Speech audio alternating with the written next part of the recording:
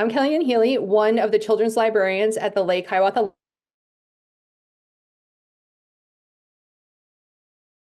Uh-oh. I am thrilled to be your host for the first ever Indie Kids Book Buzz. So last year, I was fortunate to be the winner of this group's ALA Treasure Hunt contest in San Diego and won a library of 50 books, all of which showcase incredible authors, illustrators, and translators from across the globe. For our library personally, it helped with our goal of developing and maintaining a collection that best reflects our incredibly diverse community. We have at least 25 languages spoken among our patrons. So when they asked if I minded hosting today's book buzz, I was honored to say yes.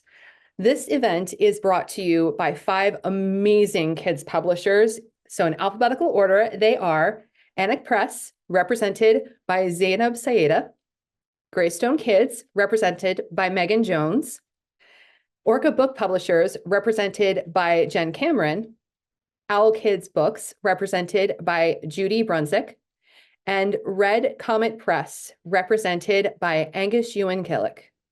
They are independently owned and operated publishers, and as such, are able to champion books that might not see the light of day in more corporate houses. It means they can and do take risks, often based on their passion for an idea, an author, or an illustrator.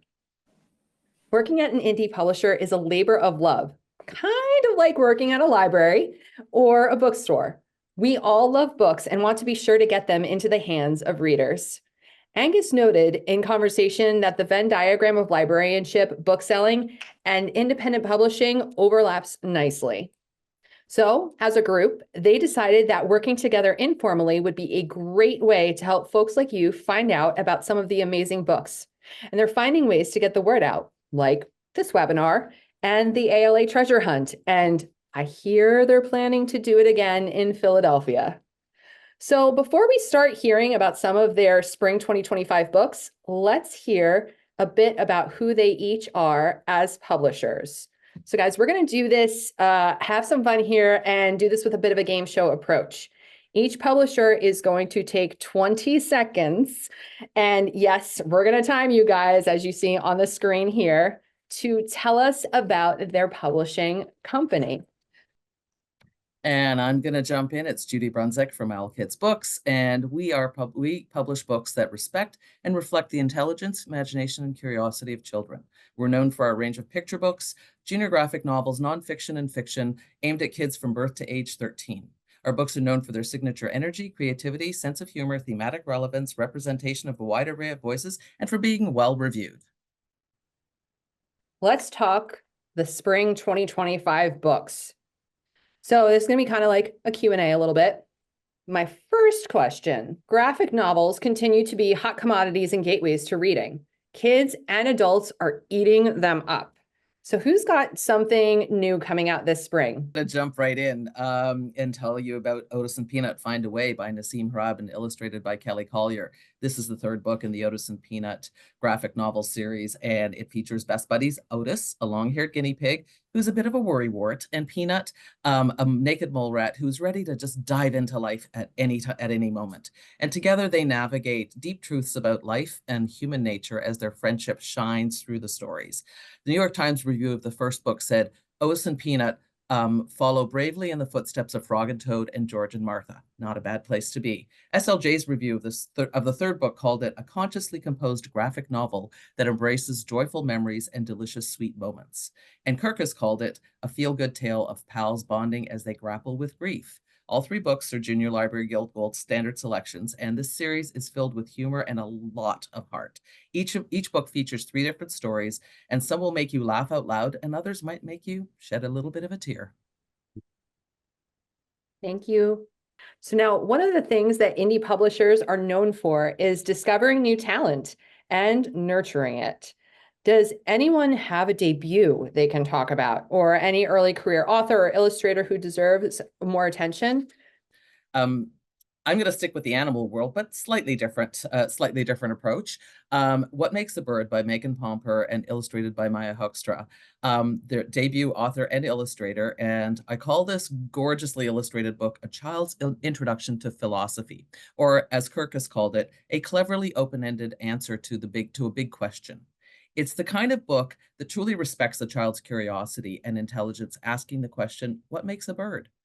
As the and it is is it the fact that they lay eggs? Is it their ability to fly? Is it their wings? Is it their feathers? And in each case, there are exceptions to those rules. And a child can think about how and why we categorize birds, and for that matter, why and how we categorize the world around us, and perhaps consider the essence of what it means to be human.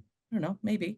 And if you take what Booklist said about it, it's a fun, philosophical, and scientific debate wrapped in a particularly pretty package. And I'd have to agree. Well, what about making kids laugh?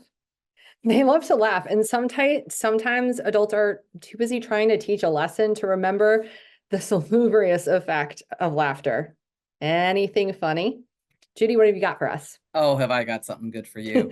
I've got a book that's got a fish on the cover that says, I need pants. I mean, just look at that cover. It's by Susan Sweet, and it's illustrated by Kayla Doherty. And I mean, really, how can you the premise alone is going to make kids want to pick it up. And so, Fish contends to his friend Octopus that he needs pants. And Octopus kind of keeps saying, well, actually, you don't need pants because you don't have legs. And then Fish says, well, but he needs bunny slippers, he needs a tutu, a bow tie, earmuffs, and much more. And kids are going to laugh right through the whole thing because the premise is so fabulously ridiculous. And the increasing frustration of Octopus kind of comes to a head when Octopus kind of says, well, I worry that you're going to be laughed at. And Fish basically says, are you going to laugh at me? And you have to read the book to find out what the answer is. But this is a wonderful way to explore the value of self-expression and what it means to be a supportive friend.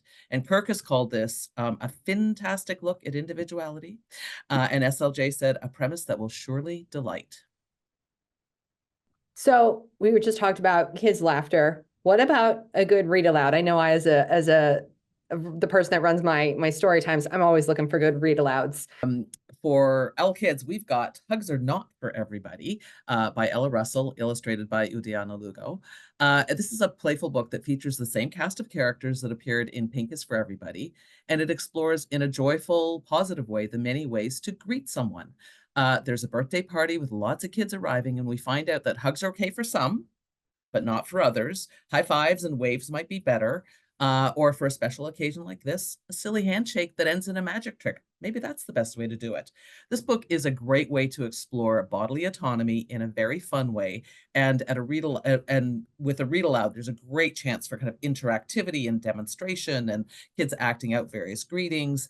And it looks like Kirkus agrees with me because they said important concepts are presented in simple, exuberant language, making this a strong read aloud book option for young children. So what is the one book you guys have on your spring list that couldn't possibly be published by anyone other than an indie publisher? What's that book and why? Okay, I'm going to talk about The Jellyfish Bus by Soo-hyun Lee. Okay, why would nobody else publish it? It's a 52-page junior graphic novel that's oversized. Okay, so just alone, sitting at some big publisher's company table, they'd be like, what are you talking about? Anyway, so that alone is part of why this is really an indie book. And it tells the story of Slowpoke, a jellyfish, who loses his job as an underwater bus for other sea creatures. And he decides he's going to take a trip to figure out kind of what's next for him. And it's only when he's deep, deep, deep, deep down in the sea that he ends up finding community, meaning, and a renewed purpose. This book was originally published in Korea, and we snatched it up for North America because it's quirky, funny, and will provoke multiple readings. I mean, there's so much detail. Look at this spread here. So much detail. And here, kids will just pore over these pages.